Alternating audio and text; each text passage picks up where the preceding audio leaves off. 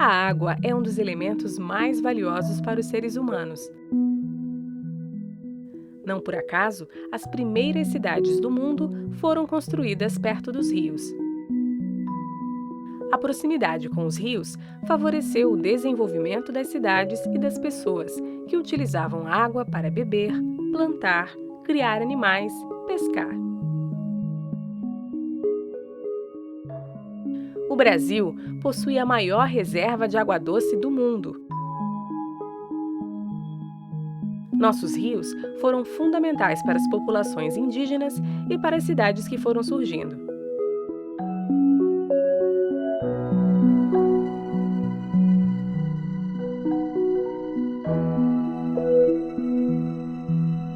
Quando o alemão Hermann Blumenau conheceu o rio Itajaí-Açu, ficou encantado com o que viu.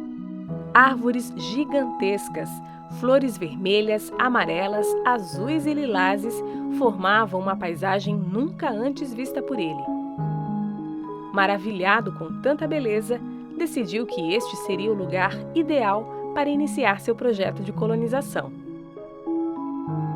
Em 1850, chegaram os primeiros imigrantes que deram origem a Blumenau. Blumenau foi se desenvolvendo economicamente a partir do contato com o rio. Por ele chegavam e partiam mercadorias e notícias das famílias que ficaram na Europa. Dele também vinha a água potável e a geração de energia. A nova população logo descobriu que o rio também era um lugar para se divertir.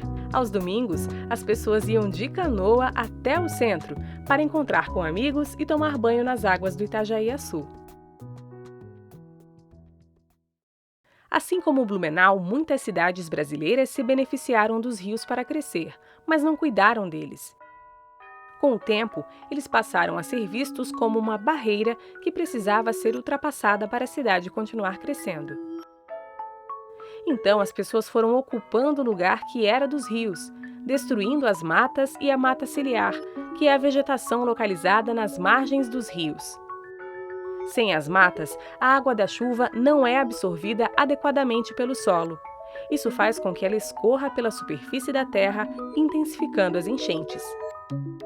Além disso, esgoto, agrotóxicos, lixo e margens de concreto contribuíram para a destruição e poluição do meio ambiente. Por isso, sempre temos que lembrar: rios nascem limpos, mas ficam sujos porque jogamos sujeira neles e até confundimos com esgotos. Como ninguém gosta de mau cheiro e poluição, viramos as costas para eles. Mas se a gente causa o problema, também somos capazes de resolvê-lo. Em alguns países, como a Alemanha, além de tratar o esgoto, governantes e população estão desenvolvendo ideias para recuperar os rios. Um exemplo é o rio Isar, que atravessa a cidade de Munique. Antigamente, ele foi retificado através de margens de concreto. Com isso, os alemães queriam ganhar mais terras para construir cidades. Isso diminuiu o espaço do rio. Quando chovia e ele aumentava de volume, as águas invadiam a cidade. Ao longo dos anos, a população alemã percebeu que isso não era bom para o rio, nem para a natureza e as pessoas. Por isso, decidiram renaturalizar o rio. A renaturalização promove mais harmonia entre o ambiente urbano e a natureza, permitindo que o rio se movimente de forma mais natural e volte a ser mais parecido com o que era antes. Depois da renaturalização, o rio Isar ganhou mais espaço para correr. A vegetação se regenerou e as pessoas ganharam um lindo local para tomar sol, fazer piquenique, tomar banho, pedalar e até fazer um churrasquinho.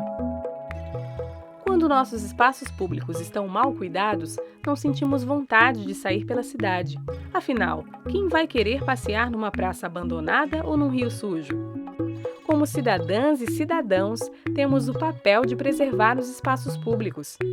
Parques, rios, praias e praças são alguns exemplos de lugares onde podemos estar e encontrar pessoas, pois esses espaços pertencem a todos, do bebê até a vovó.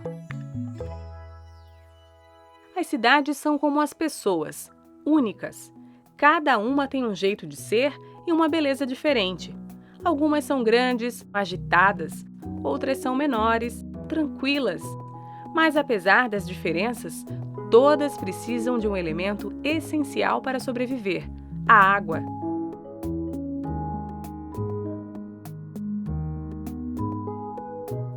Observe os rios e ruas da sua cidade.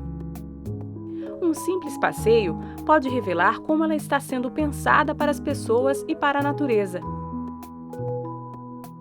Pensar o futuro da cidade é o que faz o planejamento urbano. Converse em casa e na escola sobre maneiras de deixar sua cidade mais gostosa de viver. Pergunte se no seu bairro há um grupo de moradores unidos para cobrar das autoridades locais soluções para que os rios sejam tratados como amigos e não inimigos da população. Afinal, todo mundo precisa se unir para planejar uma cidade melhor. Já pensou como seria legal um caminho para a circulação de bicicletas ao longo do rio? Você vai poder ir pedalando para a escola ou simplesmente passear pela margem sombreada. Num dia quente de verão, poderá brincar e nadar com sua família. Desde o início, os rios foram essenciais para o desenvolvimento das cidades e de seus habitantes. Eles fazem parte da paisagem e da história de cada lugar. E você? Como contaria a história do rio da sua cidade?